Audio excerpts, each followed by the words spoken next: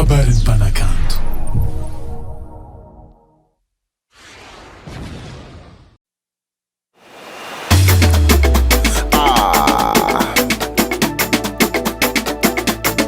Carlito!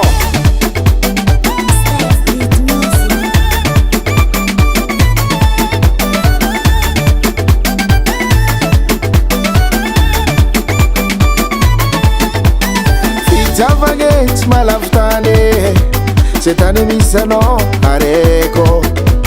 Anao tiako ty zay asa magnontany ke, anjarako anao ajaiko. Zaho ty tsy mamarafa anao tiako loatra sy tiako azololo. Zay tsy alafilavitra anao Nandeha tanambe, nandeha anafy, nandeha ambanivolo. Zay tsy alafilavitra anao Anao edy laliny foko, aminao zao vao gny doko mandraiky za. Anao edy laliny foko, aminao zao vao gny doko mandraiky za. Tiako tsapanao va adala aminao za. Fitiavako anao tsisy point tsisy virgule. Adala aminao za. Fitiavako anao tsisy point tsisy virgule.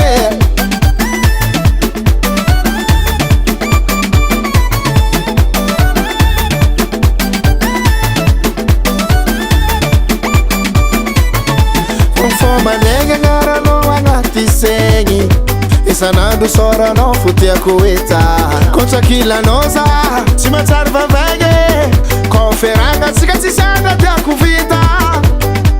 Tsy afaka korogna fofokagninao, anao mbara lavitry fofaiko e.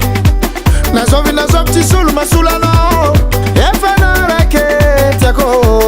Anao edy laliny foko, aminao zao vao gny doko mandraiky za. Anao edy laliny foko, aminao zao vao gny doko mandraiky za. Tiako tsapanao va adala aminao za. Fitiavako anao tsisy point tsisy virgule. Adala aminao za. Fitiavako anao tsisy point tsisy virgule. Heba hey!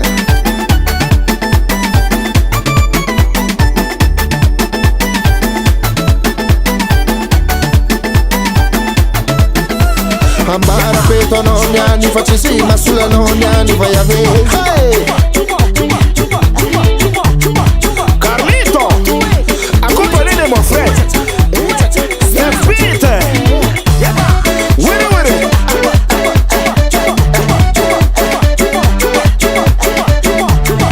Il est où mon frère Hey!